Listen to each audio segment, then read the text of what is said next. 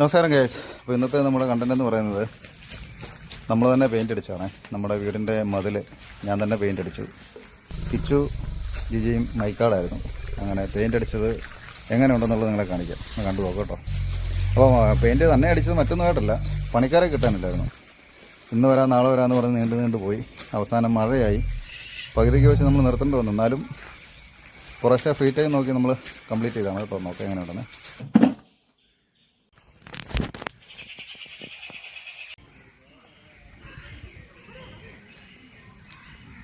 അപ്പോൾ guys, free ടൈമിൽ നിന്ന് നമ്മൾ തന്നെ പെയിൻറ്റിങ് അങ്ങ് തീർത്തു കേട്ടോ.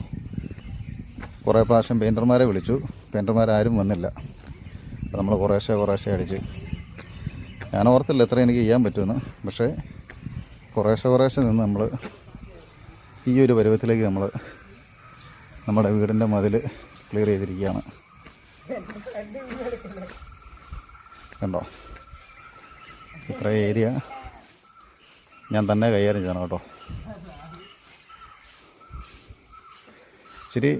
ചെറിയ ഒരു ലൈനൊക്കെ വരയ്ക്കുന്നത് ചെറിയൊരു കുളവൊക്കെ ഉണ്ടെന്നേ ഉള്ളൂ. ബാക്കിയൊക്കെ സെറ്റാണ്.